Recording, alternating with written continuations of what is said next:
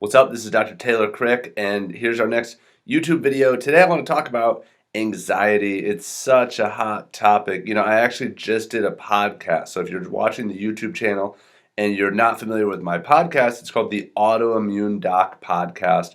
And I just did a podcast on anxiety, neuroinflammation, and something else in the title, and autoimmunity. And it's long, it's 54 minutes, it's 10 things that you need to know. But today's is just about one topic, about mast cell activation, but mast cell activation driven by something called LPS, or lipopolysaccharide, which tends to come from gut dysbiosis. But as I'm going to talk about in this short video, can also come from some other sources as well. So let's jump right into it. So first off, anxiety has many mechanisms. So that's not the purpose of today's video, is to go into all those mechanisms. But mast cells are one of the big mechanisms. Mast cells line the skin, they line the sinuses, they line all the sinuses down to all through the digestive tract. So they line the stomach, the digestive tract, sinuses, lungs. So responsible for allergies, responsible for histamine responses. But mast cells also line the uterus, but they also line the brain. And mast cells are very highly densely populated in areas like the amygdala, which is the fear sensing area, or limbic regions, amygdala, hippocampus, hypothalamus, insula, these deeper brain regions. So mast cells are a very common part. And I'm going to show you some studies to illustrate that. But mast cells sound the alarm. Mast cells are like the alarm system on your body. When that alarm gets triggered by different things, the sirens go off. The siren is inflammation. So mast cells trigger and lead to inflammation, and they're often a missing piece as to why somebody's stuck in an inflammatory state. Now, in this context, we're talking about inflammation of the brain, inflammation of areas that control anxiety and some of those thought processes. Mast cells also, will be expressed in the joints in inflammatory joint diseases like rheumatoid arthritis. So if they get triggered in their lining the joints, you're going to get joint pain. But we're talking about this as a mechanism for anxiety. Mast cells can be triggered or sensitized by many things. What sensitized means is that if you're exposed to things over the years, over and over, the mast cells get more easily triggered. So things like mercury, pesticides, glyphosate, toxins, right? Also pathogens like Lyme disease, yeast, staph strep, bacterial pathogens, mycotoxins from mold. These are known things in the literature that trigger mast cells. COVID is down here. This is one of the mechanisms of COVID and of long COVID. Allergens. So allergens trigger mast cells for sure every time, 100% of the time. But mast cells are triggered in allergies by something called IgE, immunoglobulin E, which is always true allergies. But as I'm going to show you in a graphic image in a second, mast cells can absolutely be stimulated by things other than IgE. So it is not always true allergies. In fact, in the minority of cases, is it really true allergies that is stimulating or triggering these mast cells. Also IgG, so things like food sensitivities and mold sensitivities and things that are more chronic can absolutely trigger mast cells. So an epithelial inflammation can drive mast cell activation. Just Th2 dominance can drive mast cell activation. In a non-IgE dependent manner, these mast cells will degranulate. Stress. And hormones like neurotensin and stress hormones trigger mast cells. So a lot of mast cell mediated things are stress related. Anxiety obviously being one of them, but mast cells are one of the implicators here. So stress, even things like past trauma, are associated with limbic system dysfunction, mast cell activation. Obviously, with anxiety, there are a lot of psychological components to this too. So we're not diving into that today, but mast cells are a very big piece of this. And viruses, COVID, Epstein-Barr, influenza, etc., and LPS, the topic of today's conversation. So that can come from leaky gut, that can come from dysbiosis of the gut, or that can also come from water-damaged buildings. So I'll talk about what that means and everything. So here's a picture of a mast cell, And here's IgE up here. So if there's an antigen like, pet dander, you're allergic to cats, and your cat, you walk into somebody's house with cats, and it binds this receptor, and immediately, within 5 to 30 minutes, you get this release of inflammatory cytokines, most famous of which is histamine, but also all these other things, leukotrienes. You might get, closing of your airways, an asthmatic response. You get an inflammatory response, prostaglandins, TNF. But other things trigger mast cells as well. So they don't always degranulate, and they don't always do immediate degranulation. Sometimes they do de novo synthesis, meaning the mast cells actually make these things. And sometimes it's not a degranulation, but it's just a release of these inflammatory compounds. There's over 300 different mediators inside of mast cells. And if you see a picture of them, the way that I describe it to patients is it looks like a giant bag filled with balloons. So if you let out all the balloons at once, that's like poof, degranulation. That's somebody with true allergy. But if you just selectively let out the green balloons or the red balloons or the blue balloons, then they can still lead to various problems. So down here we have a lot of cytokines, a lot of inflammatory cytokines, and so on and so forth. But these receptors out here are showing that other things trigger mast cells, like interleukin-1 beta, IL-33, which come from lung epithelial inflammation, gut inflammation, TSLPs, things like that. These are hormones and neurotransmitters that trigger these receptors. So associated with migraines, associated with stress-related things, associated with pain syndromes. But right here is bacteria and viruses. Bacteria, it says LPS, and viruses. When mast cells get triggered, they can turn on microglial cells in the brain. Microglial cells in the brain drive neuroinflammation. So you have in your brain roughly, depending on how old you are, 100 billion neurons. Microglial cells outnumber neurons 100 to 1. So whatever that is, I guess it's 10 trillion, I don't know, but you have a lot of microglial cells in your brain. So the mast cell, as the alarm, can trigger the siren, and then it just keeps going and going and going and going. So that's the problem, is that sometimes these mast cells start the fire, but that might not be, the source to putting the fire out. But I'm going to show you some studies that show that, mast cells are absolutely involved in this. So what is LPS? Is an important question. So lipopolysaccharide, or LPS, is also known as an endotoxin. So endotoxemia is a very, very big deal. It's life-threatening endotoxemia. LPS is massively inflammatory. I like what Dr. Stephen Gundry says, who's become very famous over the last several years with some of his books and things. But he says, I don't curse, but I call these things little pieces of you-know-what. And that's because they get in and they just wreak havoc. So I don't want to say it because I don't know what the YouTube policies are for, explicit content and stuff. But yeah, so I think that's a good description. LPS is a component of the cell wall of gram-negative bacteria. LPS can come from dysbiosis of the gut, or importantly, LPS can also come from water-damaged buildings. In water-damaged buildings, it is not always mold. And that is a very, very common mistake, is that, oh, there's no mold spores, my house is fine, or my workspace is fine, or whatever space is fine that's been water damaged. There's lots of other things, and it's a competitive environment. So molds are releasing things like mycotoxins, and bacteria can be releasing things like endotoxin, or there's endotoxin in the air that's invisible, it's microscopic, but it's driving this inflammation, this chronic inflammatory response syndrome that's sometimes seen from water-damaged buildings or sick building syndrome. So lipopolysaccharide. So LPS is a molecule that's made up of a lipid and a polysaccharide. It's a component of these cell walls of these gram-negative bacteria found in the GI tract, including E. coli, other Escherichia family members, Salmonella, Shigella, Pseudomonas, H. pylori, Legionella, Wolbachia.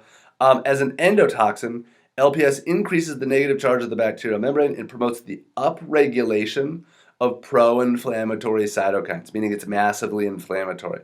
It's associated with chronic fatigue syndrome. It's associated with bacterial infections. It's associated with leaky gut and intestinal permeability. It's associated also with major depression because the mechanism for depression are the same as the mechanism for anxiety. Maybe I'll redo this entire video and just call it depression, mast cell activation, and LPS.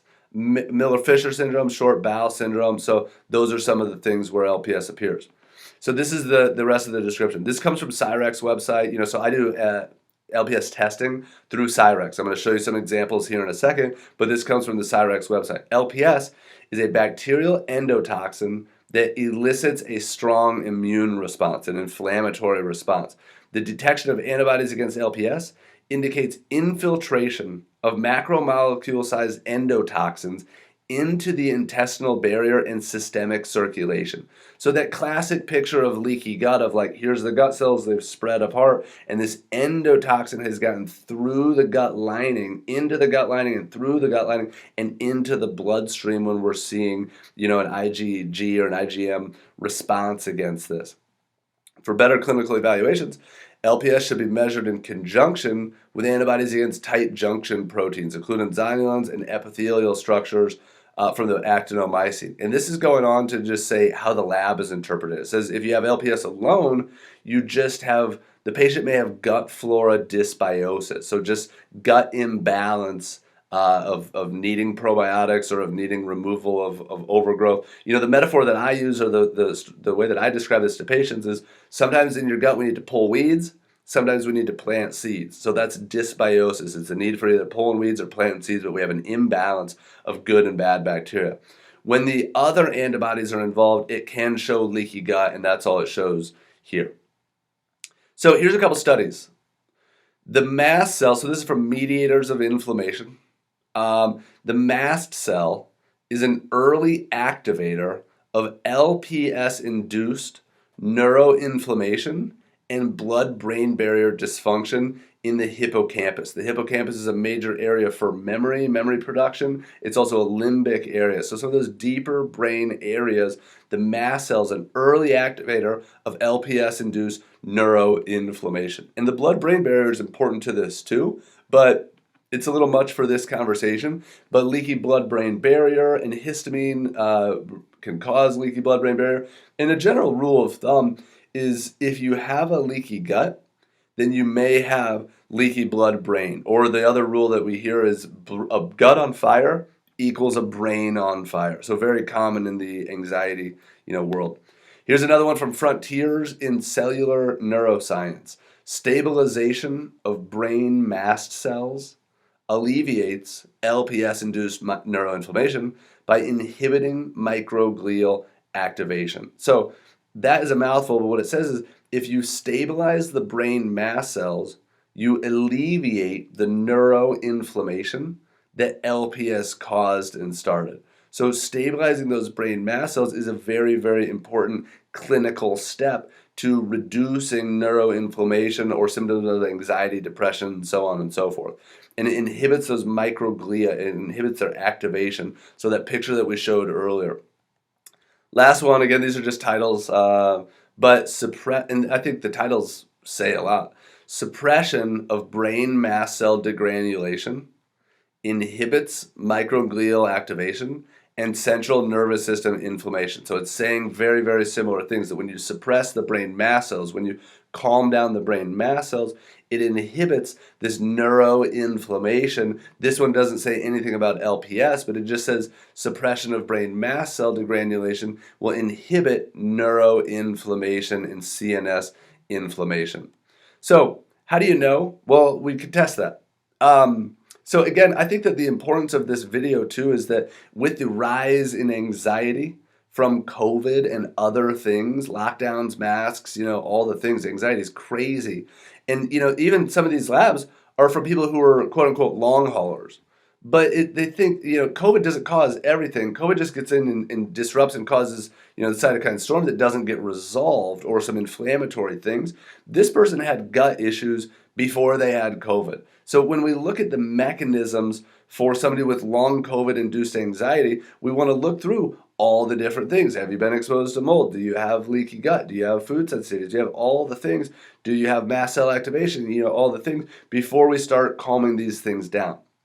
But so here's one that the person is reactive to LPS, and they also have some reactivity to occlusions and zonulins. So it's saying that they have some tight junction autoimmunity, that they're getting some leaky gut or some attack against the Velcro proteins that hold the gut cells together, and they have reactivity against LPS. So their body has seen LPS, it has mounted an antibody response against LPS, and LPS is driving an inflammatory response. Here's another one that just shows, two different antibodies. Nothing against actomycin, nothing against occlusions and zonulins. So no leaky gut for this person, but just severe gut dysbiosis. So the body has recognized that LPS, multiple antibodies have mounted an attack against that. So LPS is driving inflammation for this person. Then the last one, just similar to the first one, but just different numbers. But again, mild reactivity against occlusions and zonulins, and higher reactivity against LPS. The highest that this lab will go, that means when it's a greater than sign, it means it cuts off at 3.2. So what can you do? First off, I should have said in here, test it, test it and know. But let's say we confirm this, then what can you do? Well, you have to stabilize the mast cells. You have to stabilize the mast cells aggressively. You have to stabilize the mast cells. You have to continue stabilizing the mast cells. So the best things for that are quercetin and luteolin. Quercetin is the most famous by far. Luteolin is probably the most effective for the brain. So even when I was writing down some of these products here that I'll go through here in a sec, I had put in a couple others, but they don't contain luteolin. So they're more good for like sinus histamine, like D-hist from orthomolecular. Great for the sinuses, not as great for the brain. Histo-X is another one from Apex, from Dr. Karazian formulated. It's more for the leukotriene pathway, and it's amazing. I mean, I just had somebody come in yesterday that said, oh my gosh, when I went on that Histo-X, all my symptoms began to go away.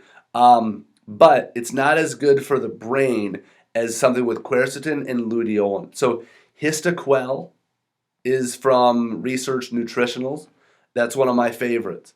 Histoaid is from Quicksilver Scientific. It's a pump, it's liposomal, it's lower dosage, but the liposomes absorb very easily, very readily. So, some that I use, with kids or something, some that I also, I probably have one in my garbage can here because I think I just finished one. Hist Reset is a great one from Pure Encapsulations. It's a very high quality product. It just came off of back order. It's been on back order for literally for months. So I've gotten out of the habit of using it because it's been such a pain to get, but it just came off back order today, so we got a ton of it. And Neuroprotect, this is from Dr. Theo Herides, who's out of Tufts University, who is the most prominent mast cell researcher. He and Dr. Afrin, but Dr. Theo Herides is more up my alley, amazing mast cell researcher. His website is www.mastcellmaster.com. If you want to know all the research that's ever been published about mast cells, go to his website. But you have to stabilize those mast cells in the brain. You also have to bind LPS. So as you're healing and sealing a leaky gut, LPS is going to be released. In fact, I've heard it hypothesized, and it might be proven, but that LPS is the cause of a hangover the next day. Because, if you drink on a Saturday night, let's say, and Sunday morning you wake up 9 a.m., you're like, oh my gosh, I don't feel good. If you blow on a breathalyzer, you are going to be 0.0, right? That alcohol gets metabolized. It's not still in there. Why do you still feel like you got hit by a truck? It's the LPS that does that. So you can bind LPS in the gut so that it does not get into the bloodstream. So things like humic and fulvics, different things like biotoxin binder from Cellcore is a great one. A lot of binders nowadays have humics and fulvics in it. Charcoal is another great one. Zeolites are another great one, great for heavy metals. I don't know how good zeolite is for LPS, but charcoal and humics and fulvics are very, very good. Saccharomyces boulardii is a good binder, bentonite clay, etc., etc., etc. Now, again, I use some blends. I use Mycopole from Research Nutritionals. I use Bind from Systemic Formulas. I use Ultra Binder from Quicksilver. I use Cytodetox. I use there was one more, Z binder from Orthomolecular. So yeah, binders are really good for this LPS. But you have to heal and seal a leaky gut, and a leaky brain. So that means you have to remove any pathogens. So that, again, that goes into kind of like a 5R protocol of gut healing. R number one is remove any unwanted pathogen. So it might be, a SIBO, bacterial overgrowth, might be candida, might be parasite, might be a, pathogen infection in there, C. diff or E. coli or something like that. But you have to remove the pathogens. You have to decrease inflammation. So that's kind of general, whether we're talking about healing and sealing leaky gut or leaky brain. But then the most effective things that I know of for leaky gut, leaky brain, and some humics and fulvics have been shown to improve tight junction integrity. But glutathione is really, really crucial.